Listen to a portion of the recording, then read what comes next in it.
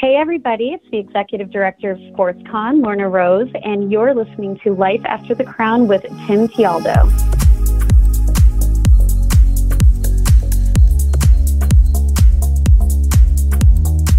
Hey everybody, my name is Tim Tialdo, and welcome to Season 2 of the Life After the Crown podcast. Now, if you haven't had a chance to listen to any of the previous episodes, I do encourage you to go back and listen because there are many valuable interviews that you will definitely gain some wisdom from.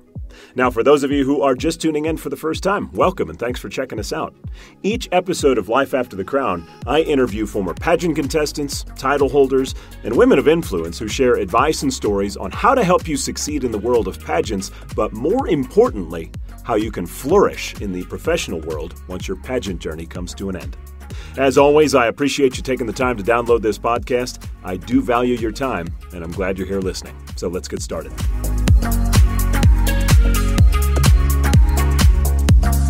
My guest today is the Executive Director of Sportscon, the only experience for sports fans to engage and interact directly with their favorite athletes. Born and raised in Rochester, New York, she was inspired by her own childhood experiences to pursue a career in family law. She went on to obtain her Bachelor of Science in Social Work from Syracuse University in 2011, followed by her Juris Doctor from New England Law in Boston in 2018. What kept her motivated during her academic journey was her intense passion for sports. In 2017, she accepted an internship in Dallas with the NFFC, or National Fantasy Football Convention, as a social media coordinator. After graduating from law school the following year, she packed up and relocated to Dallas to continue working with the NFFC as the Director of Media Relations. Her involvement quickly evolved into her current position as Executive Director when the company rebranded this year to Sportscon. She currently resides in Dallas and is a, of course, big diehard Dallas Cowboys fan, also a Syracuse Orangemen fan, and is a candidate for her master's degree in communications at the Newhouse School at Syracuse University through their online program. Lorna Rose, great to have you on. Welcome to Life After the Crown. Thank you so much for having me. I'm very excited to be here. Yeah, you've got quite a decorated academic profile there. I'm interested to know, I know you're an alumnus of the pageant world. You had mentioned, you never had any state titles or anything like that, but you competed in the America system. So for everybody listening, kind of give us your background of how you got into pageants and really what that world did for you. Sure. So when I was younger, as a teenager, I entered a local pageant here and there in Rochester because it was fun. It was fun for me. I love dressing up. It was truly just recreational. And it wasn't until I was 18. It was local title, local pageant, really small. I won first runner-up, and that was the most accomplished I ever walked out of a pageant. So I said, well, okay, this is fun. Maybe I'm getting the hang of it. And I shortly after transferred to Syracuse University. And I initially tried out for the cheerleading team. I've been a cheerleader since I was 9 years old.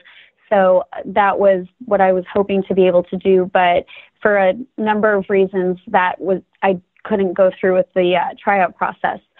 So I started Googling for pageants in Syracuse, in and around Syracuse, just as something to do. And I saw this Miss Finger Lakes pageant. It's a, official local preliminary to the Miss America organization.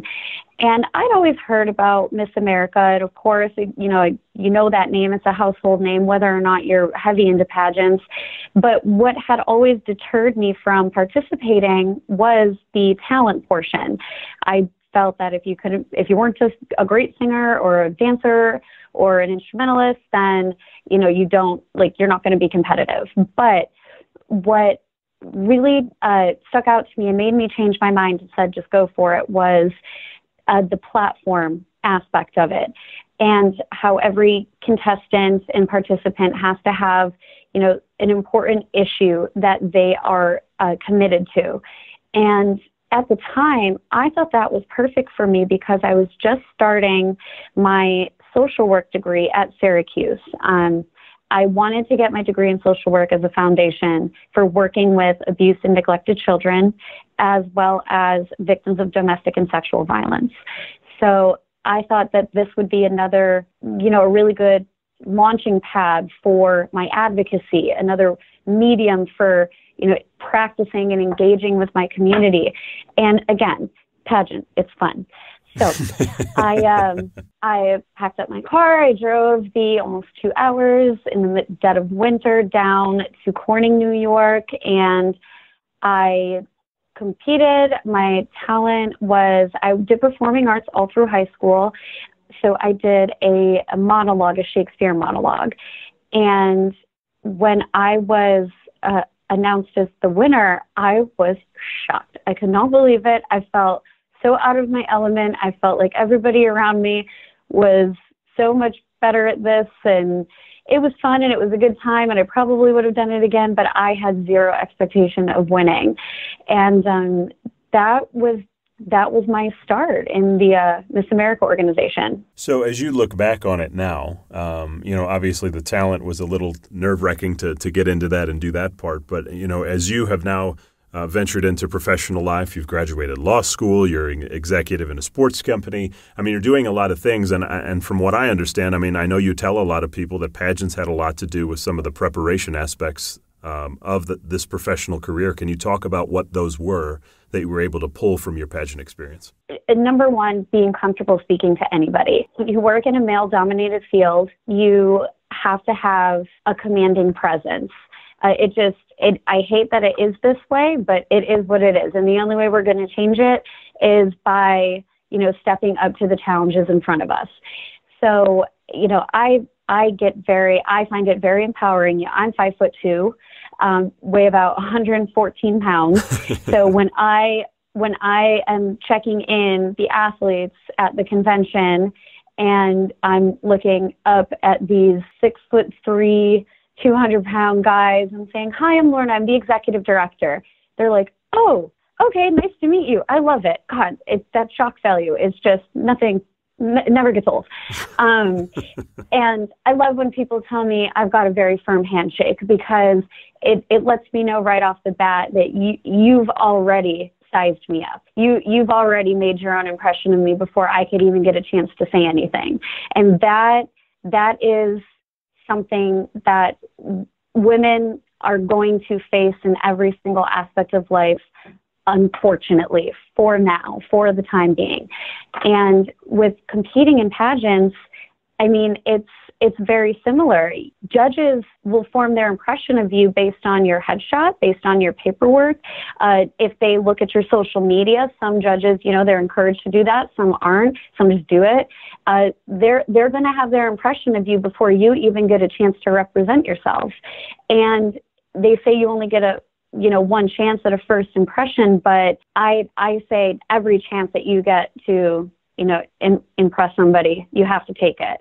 So that's one thing I learned with pageants, is knowing when you walk into that interview room, these judges have already got an idea in their head about you. Whether or not they're trying to be unbiased or neutral, it's human nature. They do. So you have to be confident. You have to own what you are, and you have to not be afraid about showing that. And that's probably one of the biggest takeaways that's really served me. And, just posture, carrying yourself well, carrying yourself with confidence, knowing how to put yourself together for the right environment, the right styling.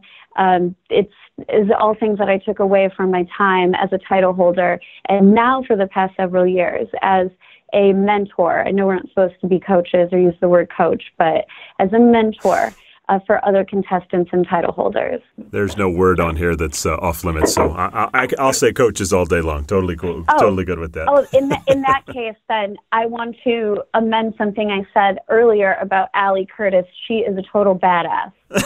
That was really what I wanted to say. And she is. She totally is. Yes. So I guess, it really sounds like you almost enjoy the fact that people size you up, literally. You enjoy that. It's like a motivation for you when somebody tries to size you up from a standpoint of stature. Yes, I do. It's very gratifying to be able to visibly see their reaction or surprise to learning who I am, or to shaking my hand, or to hearing me speak. Another thing that seems to really, shock people is I went to law school. I went to Syracuse University. And I'm getting my master's online through the Newhouse School at Syracuse, because when you work in sports and in the media, there's nothing more valuable than a degree from Newhouse. So one person said to me recently, I was in Los Angeles at the Big Three basketball tournament championship game, and I was talking a little bit about my background and having gone to law school, and he said, I will tell you this, I'll be honest with you. You're a lot smarter than I thought you would be. And I said, what does that mean? He goes, I'm just being honest. You're this tiny little thing. You're a girl. You look really young. And come to find out, you've got all these degrees and you're running this company, and I wasn't expecting that. And, it's just, again, it's such a cliche phrase. It is what it is, but it's just nice to have reminders. It honestly is nice to have a reminder every now and again that no matter what, the first impression will always be based on observation, in a situation like that. So I can't overcome the fact that I look like a girl, and I don't want to. I don't want to not look like a woman. I don't care. I want to look as young as I can forever. I don't want to have to. I don't want to change. I don't need to change those things about myself. Other people need to change how they perceive women and how they prejudge them. And the only way I can, personally and individually encourage that type of change is to be open and to talk to people and not be, too put off or closed off, or not always be on defense, because I could be, and I have been. And that's when you fall into the stereotype of being, you're a bitch, or you're uptight, or whatever. It's always one thing. It's always one thing or another that women are, trying to combat as far as stereotypes. But all I can do is just remember, who I am, and what got me where I am, and give that to people, and let people change their minds on their own. And hopefully inspire them to not be so quick to judge the next woman that they meet, because they never know who they're talking to. Now, you have an intense passion for sports. In my experience in the pageant world, I think a lot of young girls out there, who think being an athlete and a pageant contestant don't always mix. I mean, I can think of a few just in the past year that I've talked to that are, they're concerned that they're just not going to fit in. It's kind of like oil and water. Being a former athlete, a cheerleader, who also competed in the pageant world, what are your thoughts on, that feeling of being in a pageant when you're an athlete? You just got to do it for yourself. You just have to do it and see if it's a good fit for you. You could be the opposite of an athlete or a tomboy and still not think pageants are a good fit for you.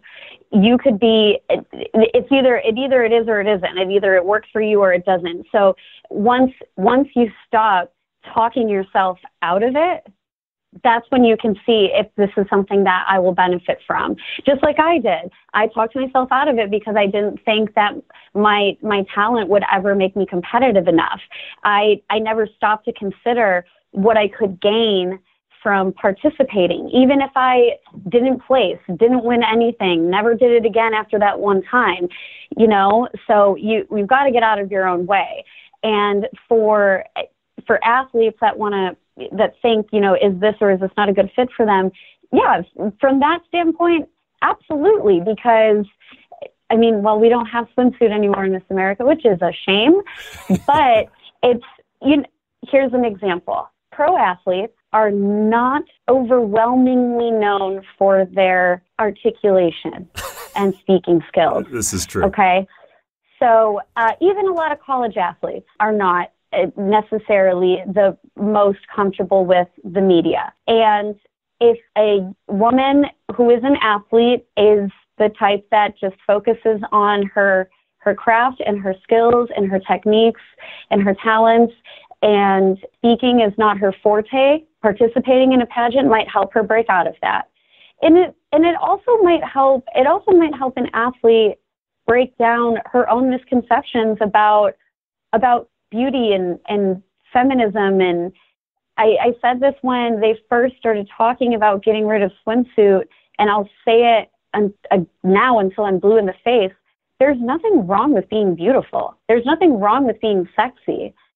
In fact, I actually think that eliminating swimsuit does more harm than good, because if the point of it is to say that, you know, the job of Miss America has nothing to do with a swimsuit, okay, so the job of Miss America also has absolutely nothing to do with talent, but it's still 50% of the score. Mm-hmm. And the job is what comes after you win the competition. Swimsuit is just part of a competition. And the reason why I say, sorry to backtrack, the reason why I say I think it's doing more harm than good is when you say, you know, a woman should not be judged worthy for a job or not based on how she looks in a swimsuit. And then taking swimsuit away, you are vilifying the woman's body. You are saying that the way a woman looks can be a hindrance to her success at a job. And you're taking away women's opportunity to be confident in how they look and to own the one thing that is completely and purely them, which is their body. And I think the Miss America organization contributed to that by saying that there's something wrong with smart, accomplished, talented women also being beautiful and owning that. Well, I think the pressure's mounting on that end. And, you know, I don't know if it'll change anytime soon, but I certainly know the pressure is mounting for them to bring it back. So we'll kind of see what happens with that. But, you know, kind of speaking of what you were just talking about, I know when you had reached out to me, you heard the Betty Maxwell interview that I did, and it very much connected with you. Talk about what was so motivating about that podcast that you wanted to reach out to me. What I really appreciate about Betty is she's been, you know, very firm and unwavering in how she feels.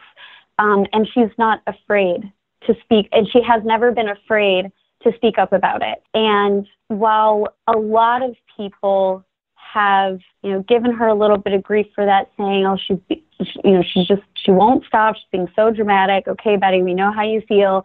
But that, like, men and women alike, but that those attitudes about women speaking up and using their voice are why so many stay quiet, including every single woman that's spoken up through the Me Too movement. And we all know that the Me Too movement has nothing to do with Miss America. The Me Too movement has nothing to do with swimsuit. But if anybody's going to try and conflate those two things, let's apply it where it actually belongs, in that Cara Mund, Betty Maxwell, probably Mia Franklin, we're all very vocally oppressed, and that's unacceptable. And the community that they represent, the community that they're a part of, should not be chastising them for speaking up. Okay, if you think Betty's complained about it way too many times and now she's just being dramatic and wants attention, she's getting it, and she's shedding a lot of light on things that people need to be aware of. And she's also I think even in spite of all that, she's very gracious. You know, she's very gracious. She's easy to listen to, of course. She's got that, you know, beautiful singer's voice. And she's been very fair in her criticisms and in her, you know, how she's expressed her experience, you know, with the transition of ownership and the new ownership, and how she feels about the changes that have happened. And I recently, and by recently I mean last night, went through a similar experience where I found myself in a position where I had to speak up about something that was, you know, in a work situation that was just very unfair. And I knew that there could be consequences, there could be fallout, but if I didn't speak up for myself, nobody was going to. And me speaking up for myself maybe started a conversation for other people that need to be a part of it. So it's all of that. A lot of Betty's confidence really resonates with me and inspires me. And what we have in common is that we are, former title holders in the Miss America organization, this organization that is all about empowering women to make change. Well, I'm interested to know more about the career path that you're traveling. Now, you graduated law school, as we've talked about, in Boston. You moved to Dallas. You worked for the Fantasy Football Convention. Now you're doing Sportscon. I'm guessing that the path you're traveling in the sports world down the line somehow will marry with your law degree. Talk about where you're kind of headed. So I decided a little too late in life, that just how much I wanted to work in the sports realm and media realm. And when I say a little too late in life, I mean halfway through a 4-year part-time law degree program. And one of the biggest shifts or reasons for the shift from family law, which is what I first started out interested in, to working in this industry, my career goals were always predicated upon overcoming the traumatic experiences that I'd had as a child. And I'd always just loved sports. I've always just loved it. So when I realized I could find a place for myself in the sports industry, I could finally, build my life around something that I just genuinely loved, that I didn't always have to explain, how did you get here, by talking about all of the terrible things that had happened to me. And not that I don't still, have a passion for helping, those demographics. In fact, my ultimate goal is to one day make so much money that I can do that type of law work pro bono. I don't want to make money representing abuse and neglected children and victims of domestic violence and sexual assault. I don't want to make money doing that. I want to make very good money doing something else that I really love. And then I want to help those people. But moreover, I don't have to let my story be narrated by things that were outside of my control when I was a little girl. And that's why I decided to really focus on building my network, building a professional base and foundation in this realm. So 2 years into my 4-year program at New England Law, once I could start taking electives, I took sports law, I took entertainment law, I took copyright, I took contracts drafting. I did an internship for an NFL agent through our business and intellectual property law clinic. I got my certificate in IP law. My last year, I did an independent legal research project on the Ezekiel Elliott case, and it's coursed through 2 different federal courts. And I just really wanted to focus, negotiating as well, wanted to focus my studies on what would serve me as working in this field. So the way that I'm going to kind of compound my work experience and my work life is the education that I got, being a law student. I'll eventually, sit for the Texas bar exam, but I'm not practicing traditional law. I'm not going to be putting on a suit and going to court every day. So that honestly is not the highest priority right now. So right now you're the executive director of Sportscon, as we mentioned at the beginning of the podcast. Tell everybody exactly what that means and kind of what you do every day, because it sounds like it's a really interesting career. The career, the tough conversation that I had to have last night was actually about stepping down from that role as executive director. So I know I kind of misrepresented myself when I opened the podcast. It's totally okay. I'm technically the former At least you're being honest executive about director. Yeah, well, no, you have to. And I'll be honest about why as well. Because, again, it comes back to, a lot of the stuff that Betty touched on in her interview. But being the executive director of Sportscon, so I did a little bit of everything. I spoke with potential sponsors and sold sponsorships to, help fund the company. I designed our internship program. I wrote the application.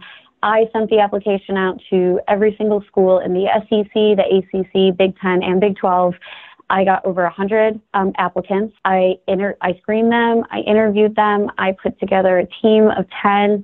I've been running our social media I've been overseeing and supervising other staff people, been helping with production. I mean, you name it. I think the only thing I did not help with was setting up the pipe and drape for the convention itself. Sure. That is really it. So I've done everything. And I mean, a typical day for me was getting to our office about 10 o'clock in the morning and not leaving until at least 10 o'clock at night. There were nights where I was there, I didn't leave any earlier than 2:30 in the morning. I was there until 4:30 in the morning some nights, because if there was work to be done, it just had to get done. And there was nobody else to do it. And the reason why I finally had to speak up was because I do not get paid to work for Sportscon. I have been working for free since 2017. The first 2 years of the convention, when we were the National Fantasy Football Convention, we had like a parent company that, handled all of the production stuff, but also, put up the most capital for it. So, my boss didn't have quite as much, leeway to pay, to decide who gets paid for what. And so it was a lot. It was a learning experience. It was a risk I chose to take. And then after this year, I just realized I work 70 to 80 hours a week, and I made less money than someone who works at McDonald's. This is unfair to me. And I made myself almost unemployable. I've had a few interviews, and people look at me and they're like, you're an executive director of a company and you're looking for a job? Why? You say, well, that's a good question. It's pretty financial. Yeah. And it's like, what do you do? Do you throw your boss under the bus? You can't do that in an interview.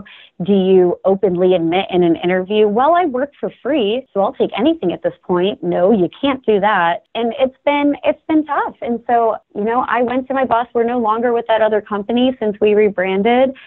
And I said, is there anything that Sportscon can do to start paying me? And he said, no. So I said, okay, well, I don't feel right holding this role anymore without being compensated for it. And he said he understood. So I had to speak up, because when you're in a position with so much responsibility and you just do what is asked of you and you do what's expected of you without demanding fair treatment in return or in exchange, nobody has any reason to treat you fairly. It's unfortunately in business, that's really just not the way it works. So I had to do my own speaking up and advocating for myself. And it was really hard for me, because so much of my involvement with that company, set me up for coming down to Dallas and having a really nice network down here. But a network doesn't pay my bills, and potential for company growth, for a startup, et cetera, et cetera. Okay, that's fine, but it's not my company.